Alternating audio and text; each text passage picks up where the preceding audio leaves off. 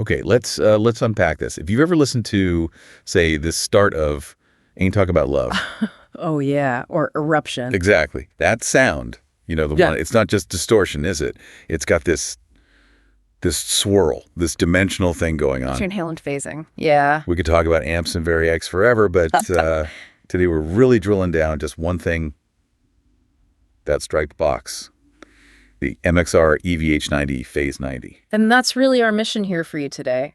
How did this one pretty compact pedal, how did it manage to capture that tone, like perfectly? But not just capture it, but capture two iconic sounds, right? Exactly. It's like a masterclass in replicating tone. Yeah. It really gives you the key to that famous Brown sound phasing. And we're going to show you, it's not just about the circuit inside, it's also about how Eddie used it, where it sat in the chain. That's crucial because recreating a specific, 1974 analog sound, that's tough enough. The warmth, the little perfections. Right, all that vintage vibe. But then adding modern stuff, modern flexibility, that's a real engineering challenge, almost like time travel, as you said. It really is. And they didn't just aim for, sounds like Eddie, no. They had to get forensic, analyze the actual bias, the component values of a specific 74 script logo unit. The one from the first album. That's the one, the benchmark. And then they had to figure out a switch, a simple switch, to let you flip between that sound and the later Phase 90 sound. So historical accuracy plus modern convenience. That's the synthesis. Yeah, nailed it. Okay, so where did this thing come from? The EVH90 wasn't just like MXR finding an old design and sticking a name on it. No, this was a proper collaboration, started back in 2004 between Jim Dunlop, MXR, basically, and Eddie Van Halen himself. And the goal was clear from the start. Crystal clear.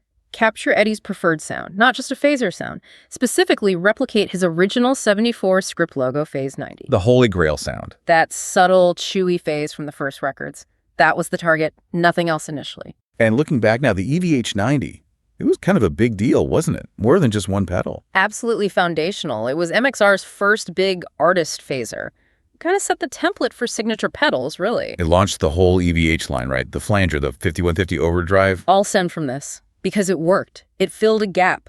Guitarists wanted that sound, but vintage pedals. Unreliable, noisy, expensive as heck. So this was the blueprint. Find an iconic, maybe fragile, vintage tone. Bottle it up reliably, and give it that look, that instant connection to the legend. Ah, yeah, the look. You can't miss this pedal. That classic MXR box shape. But wrapped in those stripes. Red, white, black. The Frankenstrat stripes, it just screams EVH. It looks fast, doesn't it? Pure attitude. You see it on a board, you know exactly what it's for. And it's not just marketing, is it? The look tells the story. Yeah, it signals the intent. This isn't your everyday phaser. This is that sound. Okay, stripes aside, let's get under the hood. The clever bit is how they got two different sounds in one box. Technically, it's pure analog at heart. A 4-stage JFET phase shifter. Okay, Jason, break that down for us quickly. Why is that important? Okay, so JFET junction field effect transistor. It's an analog part, not digital. That's key for the warmth. And 4-stage means the signal gets split 4 times. 4 paths. Yeah, each one gets shifted or delayed just a tiny bit. Then they recombine. That's what gives you that complex kind of 3-dimensional swirl, not flat. Right. Keeps it sounding organic. Vintage. Exactly. That's the core of the Phase 90 sound. And the main control looks almost too simple. Just one big knob. Speed. Yep. That controls the LFO, the low-frequency oscillator, basically how fast the effect sweeps. Slow for that gooey underwater thing. Or crank it for that fast, almost rotary speaker vibe, that dizzy sound. But the real magic, the core of this whole thing, is that tiny push button.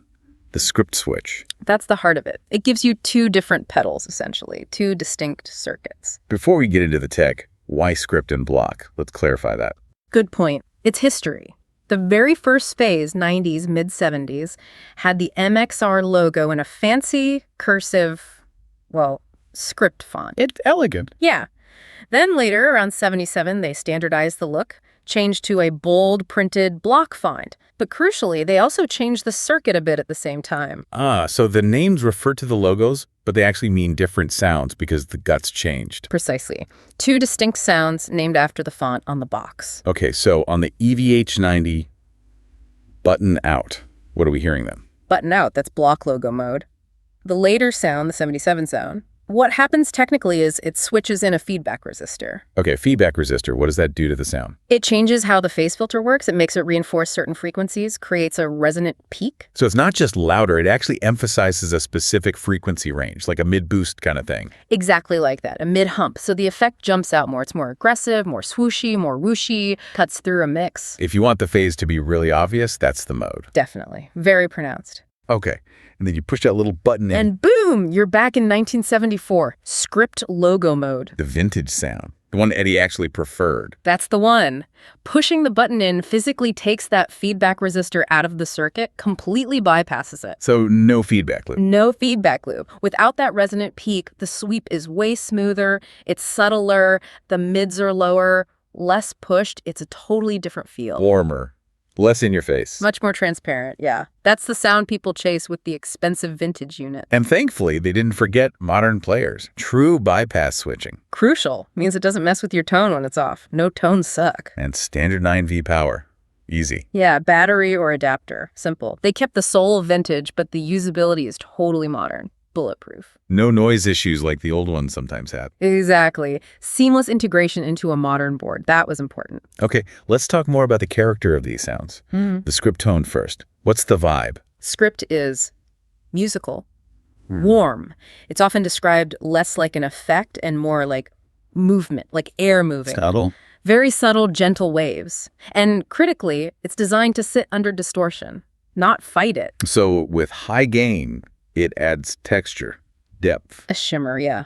But without that really aggressive swoosh overpowering everything. Which makes perfect sense for the early Van Halen stuff. You hear it on Eruption, obviously, but it's not dominating. It's part of the texture. Or the rhythm parts, like Ain't Talking About Love. It's there, adding that color, but his playing still cuts through. The dynamics are intact. Right.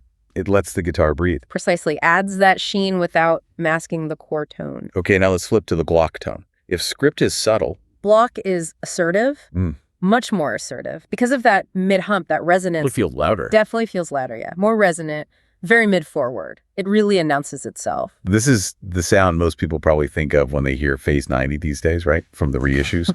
Probably, yeah. It became the standard sound for a while. It's great for funk, fusion, anywhere you need that phase effect to really slice through the mix. That powerful swoosh. That's the block sound.